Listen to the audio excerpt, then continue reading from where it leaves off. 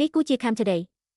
ថ្ងៃនេះជាថ្ងៃទី29ខែកក្កដាក្រសួងមហាផ្ទៃបានចេញសេចក្តីប្រកាសព័ត៌មានស្តីពីស្ថានភាពប្រជាពលរដ្ឋដែលមិនទាន់អាចវិលត្រឡប់ទៅលំនៅឋានរបស់ខ្លួនបានគិតត្រឹមព្រឹកថ្ងៃទី28ខែកក្កដាឆ្នាំ2026មានពលរដ្ឋសរុបចំនួន281នាក់នៅតែបន្តស្ថិតក្នុងស្ថានភាពនេះក្នុងចំណោមនោះមានស្ត្រី10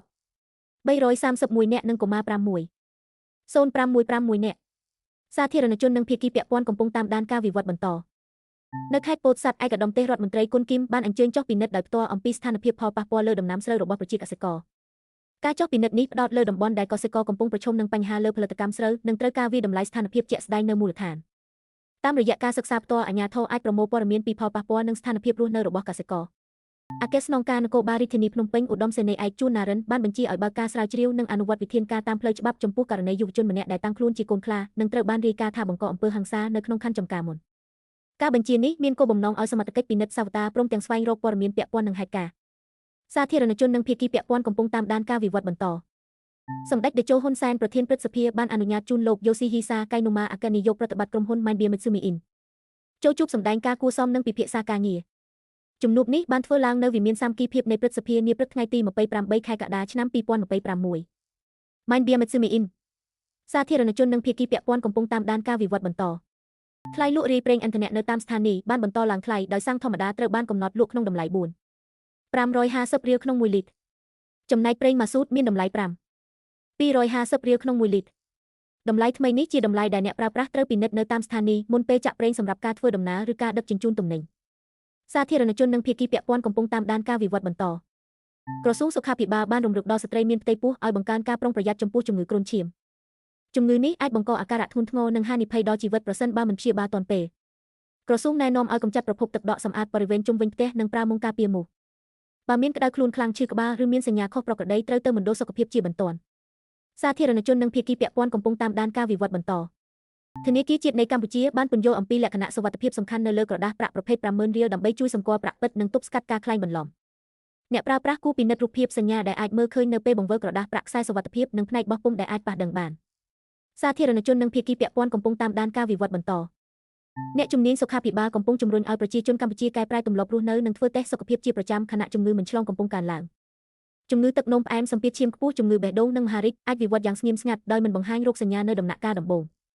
អ្នកជំនាញណែនាំឲ្យកាត់បន្ថយអំបិលស្ករនិងអាហារខ្លាញ់បន្ថែមការហាត់ប្រាណនិងជៀសវាងបារីនិងស្រាសាធារណជននិងភាគីពាក់ព័ន្ធកំពុងតាមដានការវិវត្តបន្តស្ពានថ្មីឆ្លងកាត់ទន្លេបាសាក់ភ្ជាប់តំបន់ចាក់អង្រៃក្រោមនិងព្រែកប្រាកំពុងបង្កើតការរំពឹងទុកពីប្រជាពលរដ្ឋគម្រោងនេះត្រូវបានរាយការណ៍ថាសម្រាប់ការសាងសង់បានជាង 81% ហើយការងារកំពុងបន្តតាមផែនការនៅពេលបញ្ចប់ស្ពាននឹងជួយកាត់បន្ថយពេលធ្វើដំណើរសម្រួលការដឹកជញ្ជូននិងបង្កើនការភ្ជាប់ចរាចរណ៍រវាងតំបន់ទាំងពីរសាធារណជននិងភាគីពាក់ព័ន្ធកំពុងតាមដានការវិវត្តបន្តអភិបាលខេត្តបាត់ដំបងបានជំរុញឲ្យមន្ត្រីពាក់ព័ន្ធពន្យាការរៀបចំនិងផ្ដល់សេវាជូនអតិថិជនដែលរស់នៅលើដីសម្ពាធសង្គមគិច្ចក្នុងស្រុកកោះក្រល់ការងារនេះរួមមានការសម្របសម្រួលឯកសារសេវារដ្ឋបាលនិងជំនួយចាំបាច់ដើម្បីឲ្យគ្រួសារអតិថិជនទទួលបានសិទ្ធិតាមគោលការណ៍អាជ្ញាធរត្រូវពិនិត្យបញ្ហានៅមូលដ្ឋាននិងដោះស្រាយតាមអាទិភាពសាធារណជននិងភាគីពាក់ព័ន្ធកំពុងតាមដានការវិវត្តបន្តវិទ្យាស្ថានភពចែកទេសភូមិភាគតេជោសែនតាកែវបានបើកទ្វារទទួលសិស្សវិទ្យាល័យជិត 1000 នាក់ឲ្យចូលស្វែងយល់អំពីការសិក្សាវិជ្ជាជីវៈនិងជំនាញបច្ចេកទេសក្នុងដំណើរទស្សនកិច្ចនេះសិស្សបានស្គាល់មុខជំនាញដែលអាចបន្តរៀនបានព្រមទាំងបានមើលឃើញបរិក្ខារសិក្សាទំនើបនៅតាមផ្នែកនានាសាធារណជននិងភាគីពាក់ព័ន្ធកំពុងតាមដានការវិវត្តបន្តក្រសួងកសិកម្មនិងអាជ្ញាធរមានបានចុះអនុរណៈនៃការយោគយល់គ្នាដើម្បីជំរុញកិច្ចសហប្រតិបត្តិការក្នុងការអភិវឌ្ឍវិស័យកសិកម្មលើដីដែលបានបោះសម្អាតមីនរួចកិច្ចព្រមព្រៀងនេះមានគោលដៅភ្ជាប់ការងារបោះសម្អាតមីនជាមួយការប្រើប្រាស់ដីប្រកបដោយផលិតភាពនិងមានសុវត្ថិភាពសាធារណជននិងភាគីពាក់ព័ន្ធកំពុងតាមដានការវិវត្តបន្តរដ្ឋាភិបាលសហព័ន្ធឥណ្ឌាត្រៀមដាក់សេចក្តីព្រាងច្បាប់កែប្រែស្តីពីការទប់ស្កាត់ការលេចធ្លាយសំណួរប្រឡងវិធានការថ្មីនេះស្នើបង្កើនការផ្តន្ទាទោសចំពោះការប្រព្រឹត្តបទល្មើសដោយអាចមានទោសជាប់ពន្ធនាគាររហូតដល់10ឆ្នាំនិងពិន័យជាប្រាក់រហូតដល់$1 លានអាមេរិកសាធារណជននិងភាគីពាក់ព័ន្ធកំពុងតាមដានការវិវត្តបន្តអាជ្ញាធរព្រំដែនកម្ពុជាបានបញ្ជាក់ជាថ្មីថាតំបន់អានសេះក្នុងខេត្តព្រះវិហារស្ថិតនៅក្នុងដែនអធិបតេយ្យរបស់កម្ពុជាការបញ្ជាក់នេះត្រូវបានគាំទ្រដោយផែនទីផ្លូវការនិងកំណត់ត្រាកំណត់ព្រំដែនដែលអាជ្ញាធរអះអាងថាមានប្រវត្តិប្រើប្រាស់ជាង1សតវត្សរ៍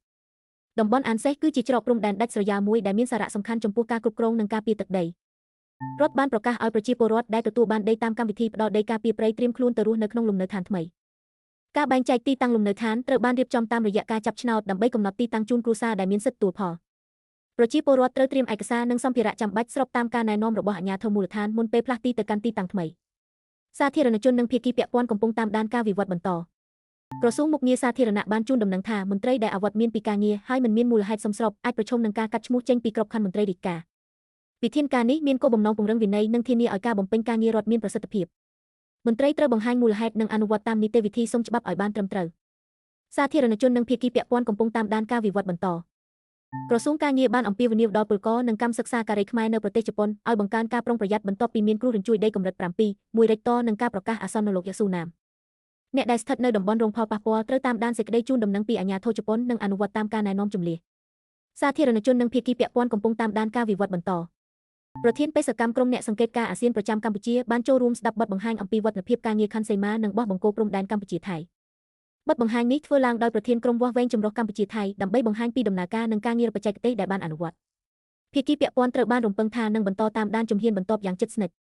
តាមការរាយការណ៍របស់ vietnam.vn វៀតណាមនិងកម្ពុជាកំពុងជំរុញការភ្ជាប់ផ្លូវល្បឿនលឿនរវាងខ្សែទីក្រុងហូជីមិញមកបៃនិងខ្សែបាវិតភ្នំពេញគោលដៅនៃការភ្ជាប់នេះគឺជួយសម្រួលការធ្វើដំណើរនិងដឹកជញ្ជូនទំនិញឆ្លងកាត់ព្រំដែនរវាងប្រទេសទាំងពីរគម្រោងនេះត្រូវបានលើកឡើងក្នុងបរិបទនៃការពង្រឹងហេដ្ឋារចនាសម្ព័ន្ធនិងទំនាក់ទំនងសេដ្ឋកិច្ចក្នុងតំបន់គម្រោងនេះត្រូវបានលើកឡើងក្នុងបរិបទនៃការពង្រឹងហេដ្ឋារចនាសម្ព័ន្ធនិងទំនាក់ទំនងសេដ្ឋកិច្ចក្នុងតំបន់កម្ពុជាបានច្រានចោលការងារសាងសង់ហេដ្ឋារចនាសម្ព័ន្ធរបស់ថៃនៅតំបន់អានសេសដោយចាត់ទុកថាជាការរំលោភចូលដែនដីដោយខុសច្បាប់លោកស្រូបូរ៉ាអគ្គនាយកដ្ឋានកិច្ចការបច្ចេកទេសព្រំដែនបាននិយាយថាតំបន់នេះស្ថិតក្នុងទឹកដីកម្ពុជាលោកបញ្ជាក់ថាការសាងសង់អាចប៉ះពាល់ដល់ស្ថានភាពដើមនិងបង្កើតការផ្លាស់ប្ដូរនៅតំបន់ព្រំដែនភាគីពាក់ព័ន្ធត្រូវបានរំពឹងថានឹងបន្តតាមដានជំហានបន្ទាប់យ៉ាងជិតស្និទ្ធសមត្ថកិច្ចបានបង្ក្រាបករណីរក្សាទុកនិងជួញដូរសម្ភារៈដែលប្រើសម្រាប់ការច្បោកតាមប្រព័ន្ធអនឡាញក្នុងទ្រង់ទ្រីធំប្រតិបត្តិការនេះបានផ្ដោតលើការប្រមូលនិងចែកចាយឧបករណ៍ពាក់ព័ន្ធនឹងសកម្មភាពច្បោកដែលអាចបង្កផលប៉ះពាល់ដល់ប្រជាពលរដ្ឋជាច្រើនសម្ភារៈពាក់ព័ន្ធត្រូវបានរឹបអូសដើម្បីបន្តស្រាវជ្រាវនិងកំណត់អ្នកដែលមានតួនាទីក្នុងបណ្ដាញនេះសាធារណជននិងភាគីពាក់ព័ន្ធកំពុងតាមដានការវិវត្តបន្តគណៈបញ្ជាការឯកភាពរាជធានីភ្នំពេញបានចុះបង្ក្រាបទីតាំងលេងហ្គេមអនឡាញមួយនៅក្នុងអគារព្រីនស្ថិតក្នុងខណ្ឌចំការមុន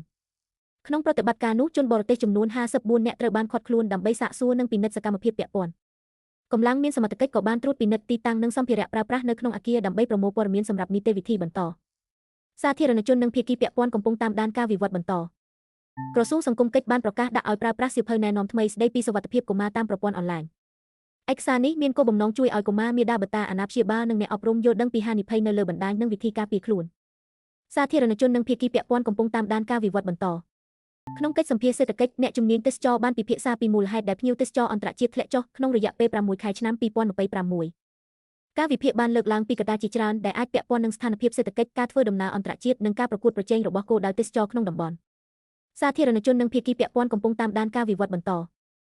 អាជ្ញាធរខេត្តកំពង់ស្ពឺកំពុងជួសជុលនិងពង្រីកផ្លូវជាតិលេខ45ដែលភ្ជាប់ទៅរមណីយដ្ឋានព្រះសុរាមរិទ្ធកុសុមៈនិងឧទ្យានជាតិគិរីរម្យគម្រោងនេះមានគោលដៅធ្វើឲ្យការធ្វើដំណើរមានភាពងាយស្រួលនិងមានសុវត្ថិភាពជាងមុនសម្រាប់ប្រជាពលរដ្ឋនិងភ្ញៀវទេសចរការពង្រីកទូផ្លូវក៏នឹងជួយសម្រួលចរាចរណ៍និងគាំទ្រការភ្ជាប់ទៅតំបន់ទេសចរសំខាន់របស់ខេត្តសាធារណជននិងភាគីពាក់ព័ន្ធកំពុងតាមដានការវិវត្តបន្តតំបន់ការពារធម្មជាតិភូមិទំព័រកំពុងបង្ហាញសក្តានុពលថ្មីសម្រាប់ការអភិវឌ្ឍទេសចរសហគមន៍បទយការបានបង្ហាញពីធនធានធម្មជាតិទេសភាពនិងជីវចម្រុះដែលអាចទាក់ទាញភ្ញៀវទេសចរឲ្យមកស្វែងយល់និងស្នាក់នៅក្នុងតំបន់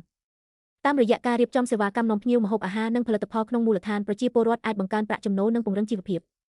សាធារណជននិងភាគីពាក់ព័ន្ធកំពុងតាមដានការវិវត្តបន្តរ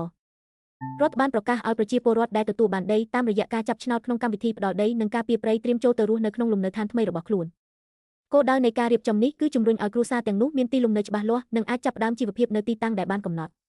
អាជ្ញាធរបានស្នើឲ្យប្រជាពលរដ្ឋចូលរួមថែរក្សាព្រៃឈើគោលបទបញ្ញត្តិនិងសហការក្នុងការអភិវឌ្ឍសហគមន៍បើលោកអ្នកចង់គាំទ្រកម្មវិធីនេះសូមតាក់ទងមកក្រុមការងាររបស់យើង